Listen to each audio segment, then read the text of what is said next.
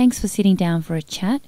Could you briefly describe your profession in the media industry? My name's Koia and I'm a freelance documentary maker in radio, as well as lecturing in radio journalism at Monash and Swinburne universities. You won a Walkley Award for your documentary called Awakening from History. Why the interest in documentaries to begin with? I think for me, again, there's making a documentary, there's making documentaries I make, so it's about telling an important story. So in the one on Ireland about Awakening from History, I was talking about how intergenerational trauma works. It's very rarely talked about, but lots of people live it and they experience it every day of their life. So I was looking at how things like domestic violence, child rape and alcoholism actually is part of a process of how trauma gets passed through generations when you live in conflict zones. So I was looking at that much deeper dynamic about the brokennesses that happen to the human psyche in a culture, both within people conflicting and within communities and families. So I was trying to look at what is often unspoken, the brokennesses, the silences, the darknesses. So trying to actually articulate something which is often unarticulated. Awakening from History is your own personal story and is quite intense. How long did it take for you to produce? 20 years. Because what I'm saying is it took 20 years for me to be able to deal with the stuff I had to deal with in that piece. It was a long healing process.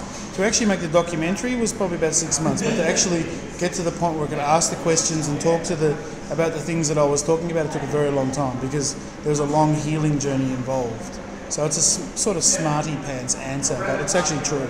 How much previous experience did you have prior to producing Awakening from History? I'd only done one on the MUA about the waterfront dispute in '98, and I did that basically for free, and I did that off my own bat. So I did my own 1.5 hour documentary about the dispute. With such little experience, how did you get into radio documentaries?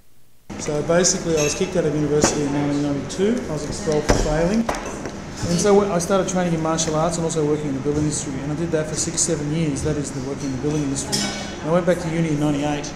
And then I did honours, did women's studies in politics, and then did honours, and then got a PhD scholarship. And then I kept working in the building industry. And then through that, I actually stopped working in the building industry because of injuries. I got arthritis. And then I was working as an attendant carer with disabled guys. And as my PhD finished, I actually got offered to start making radio for Community Radio 3CR, doing an industrial relations program because I had a history in that. And so I started doing that, and that's where I actually learned how to do radio. And so I did that for 2.5 years, and in the process of doing that, I actually applied to do a documentary for the ABC, what was then Radio I program. They accepted it, I did it, and I won a Walkley Award for it. If I were interested in radio documentary making, how would I go about trying to get into the industry? It's not an easy thing to get. So the producers look at what you do and what you've done, and then they decide whether they're going to fund you or whatever. Commission is, I think, the exact word for it. To make a documentary, what skills are essential? Okay, so I also did a PhD in politics, so researching is huge. Researching and being able to take a lot of information and being collated and actually pare down to the essentials is one of the central dynamics.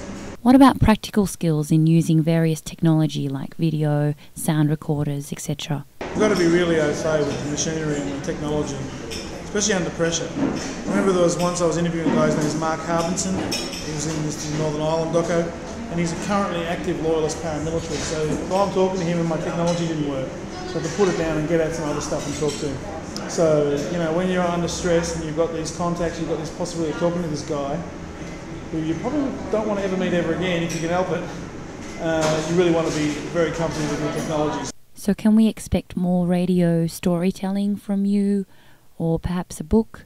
Yeah, I think definitely will, and I think that people often see stories as quite this sort of benign, sort of, boffin thing for nerds or something, but no, it's actually the stories, going back to Homer or the Bible or whatever.